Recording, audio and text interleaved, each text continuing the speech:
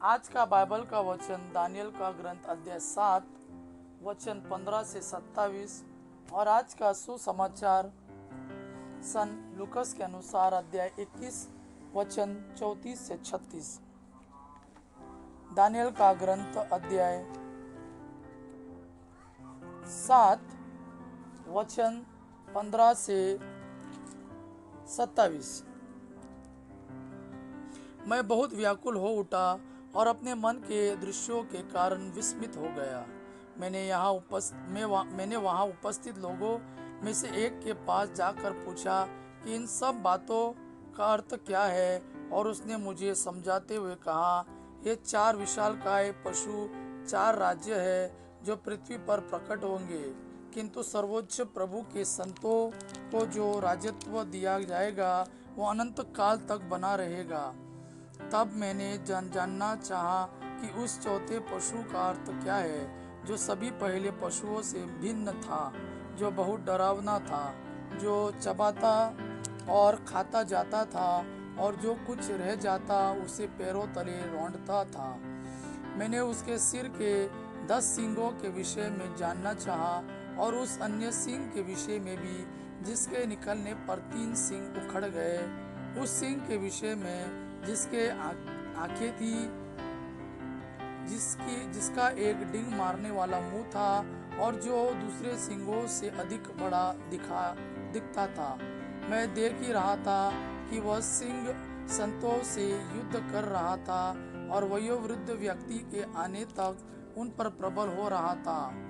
उसने सर्वोच्च प्रभु के संतों को न्याय दिलाया और वह समय आया जब संतों ने राज्य पर अधिकार प्राप्त कर लिया। उसने मुझे यह उत्तर दिया, चौथा पशु पृथ्वी पर प्रकट होने वाला चौथा राज्य है। वह अन्य सब राज्यों से भिन्न होगा। वह समस्त पृथ्वी को खा जाएगा और पैरों तले रौंद कर चूर चूर कर देगा। वे 10 सिंह इस राज्य के 10 राजा है।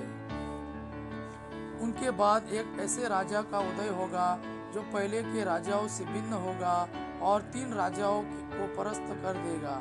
वह सर्वोच्च प्रभु के विरुद्ध बोलेगा, सर्वोच्च प्रभु के संतों पर अत्याचार करेगा और पर्वों और प्रथाओं में परिवर्तन लाने की योजना तैयार करेगा। संत 3.5 वर्ष तक उसके हाथ में दिए जाएंगे।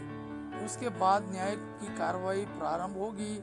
राजत्व उससे छीन लिया जाएगा और सदा के लिए उसका सर्वनाश किया जाएगा। तब पृथ्वी भर के सब राज्यों का अधिकार, प्रभुत्व और वैभव सर्वोच्च प्रभु के संतों की प्रजा को प्रदान किया जाएगा। उसका राज्य सदा बना रहेगा और सभी राष्ट्र उसकी सेवा करेंगे और उसके अधीन रहेंगे। आज का सुसमाचार सन लूकस के अनुसार अध्याय 21 वचन 34 से 36। सावधान रहो, कहीं ऐसा न हो कि भोग विलास, नशे और संसार की चिंताओं से तुम्हारा मन कुंठित हो जाए और वह दिन फंदे की तरह अचानक तुम पर आ गिरे, क्योंकि वह दिन समस्त पृथ्वी के सभी निवासियों पर आ पड़ेगा। इसलिए जागते रहो और सब समय प्रार्थना करते रहो, जिससे तुम सब आने वाले संकटों से बचने और भरोसे के साथ मानव पुत्र के सामने खड़े होने योग्य बन जाओ। यह प्रभु का वाणी है। प्रभु को धन्यवाद। आबा पिता की महिमा और पुत्र यीशु का प्रेम आप पर सदा सर्वदा बना रहे। आमीन।